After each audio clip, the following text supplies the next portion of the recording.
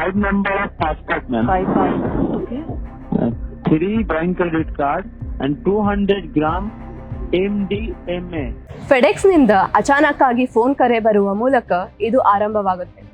ಕರೆ ಮಾಡಿದ ವ್ಯಕ್ತಿ ನಿಮ್ಮ ಹೆಸರಿನಲ್ಲಿ ಒಂದು ಪಾರ್ಸೆಲ್ ಬಂದಿದೆ, ಅದರಲ್ಲಿ ಅಕ್ರಮವಾಗಿ ಡ್ರಗ್ಸ್ ಇಟ್ಟು ಕಳಿಸಿದ್ದಾರೆ ಅಂತ ಹೇಳುತ್ತಾರೆ. ಫೋನ್ ಕರೆಯಲ್ಲಿ ಉನ್ನತ ಅಧಿಕಾರಿಗಳು ಮಾತನಾಡುತ್ತಿರುವುದು ಅಂತ ಹೇಳಿ ನಿಮ್ಮನ್ನು ಆತಂಕಗೊಳಿಸುತ್ತಾರೆ.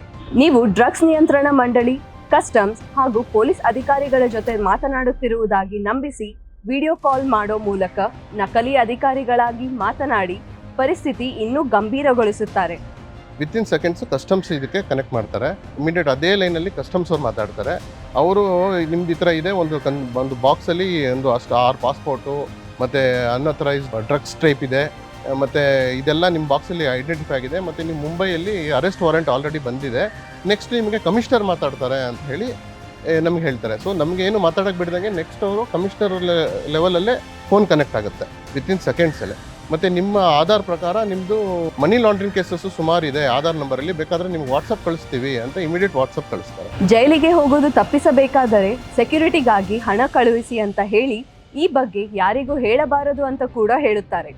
ಒತ್ತಡದಲ್ಲಿ ಬಹಳಷ್ಟು ಜನ ಅವರು ಹೇಳಿದಂತೆ ದೊಡ್ಡ ಪ್ರಮಾಣದ ಮೊತ್ತವನ್ನು ಅವರು ಹೇಳುವ ವಿವಿಧ ಖಾತೆಗಳಿಗೆ ಟ್ರಾನ್ಸ್ಫರ್ ಮಾಡುತ್ತಾರೆ. ಪೊಲೀಸ್ ಇಲಾಖೆ, ಇಡಿ, ಐಟಿ, ಕಸ್ಟಮ್ಸ್ ಹೀಗೆ ಇತರೆ ಸರ್ಕಾರಿ ತನಿಖಾ ಸಂಸ್ಥೆಗಳು ನಿಮಗೆ ಫೋನ್ ಕರೆ ಮಾಡುವ ಮುಖಾಂತರ ಯಾವುದೇ ರೀತಿಯ ವಿಚಾರಣೆ ಮಾಡುವುದಿಲ್ಲ. ನಿಮಗೆ ಅನುಮಾನಾಸ್ಪದ ಕರೆಗಳು ಬಂದಿದ್ದೇ ಆದಲ್ಲಿ ಅಂತಹ ಕರೆಗಳನ್ನು ತಕ್ಷಣವೇ ಕಟ್ ಮಾಡಿ.